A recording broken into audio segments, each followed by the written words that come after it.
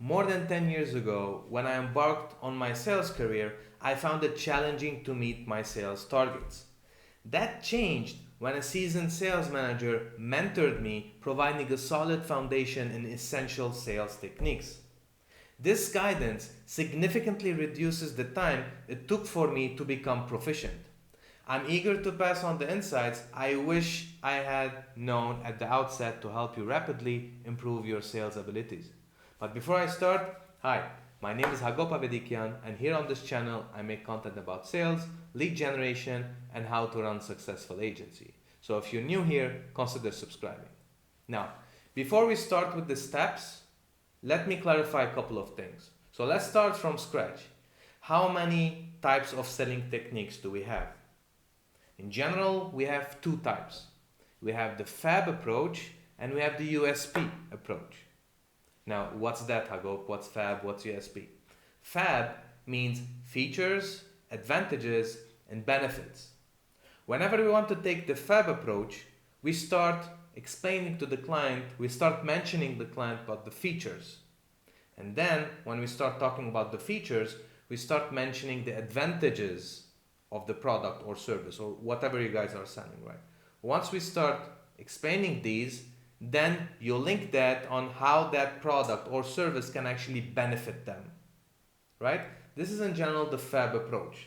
Now the USP approach means unique selling point slash proposition or whatever you want to call it, right? You use this technique whenever you have actually a unique selling point. I'm gonna give you an example which I don't know if you guys know, but I started my career in doing B2C, not B2B. So in B2C, whenever we want to give an example of unique selling point, we used to give an example of Rolex, right? You cannot go to a Rolex store and actually ask the sales guy, hey, actually, why does the watch cost 20 grand or 30 grand?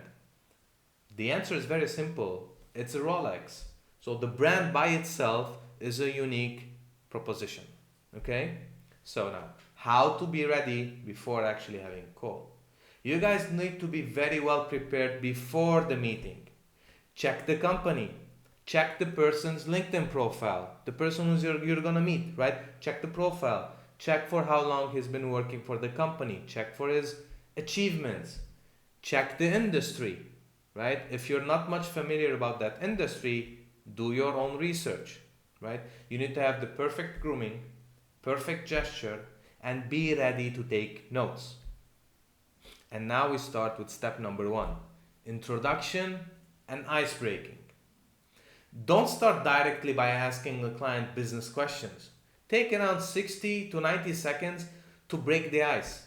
And only after that, start by introducing yourself, the company, and start the business conversation, right? Step number 2, asking the right question. In order for you to ask the right question, you need to use these 3 following types of questions. Probing questions, which means several successive questions. You need to ask open-ended questions, which means the answer should not be yes or no. And how to ask these? Simply, you need to start your question with the following words. Who, why, what, when, where, and how, right? The third thing is episodic questions. Questions that are related to the previous action. Now, step number 3, listening and taking notes. Listening is much more important than actual talking because it's very important for you to identify the client's pain point, or if you want to call it like the needs, client needs, right? Remember guys, you have in between brackets, you have the 3 V's of communication, right? What are these 3 V's? Verbal, vocal, and visual. Now, how do they work? The visual actually represents 55%, vocal 38%, verbal only 7%. That's why I highly recommend you guys, when you hop on sales meeting, always make sure that you have your video and audio on, right? Step number 4, rephrase his pain point with your own words and get the confirmation that that is actually what they're looking for. That's very important. Once you ask all the questions and kind of have an idea what's his pain point, it's very important for you to rephrase it with your own words, making sure that you actually got him, right? Once you do that, guess what? It's very important now, it's very easy now for you guys to actually find the solution, right? Now, step number 5 is to discuss your offerings and illustrate how they can effectively address and resolve his challenges. After that, things go very easily. Step number 6, deal with concerns. Every single client, even if everything, all these follow below steps went well, they will have some concerns. You need to make sure before you end the meeting that you dealt with all the concerns. That's the only reason why you might not close a deal, if actually the client still has any concerns. After you deal with all the concerns, guess what? Step number 7, you just close the deal. Now, I know you guys might say, what, Hagop, if we deal with all concerns, that's it? We're gonna close the deal directly? Actually, yes, but in order for you to close the deal, you need to also be ready to close the deal. Which means if you need to send him some agreements, you need to have that ready.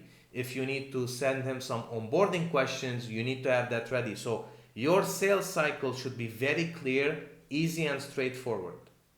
I hope you guys enjoyed this video and God bless you.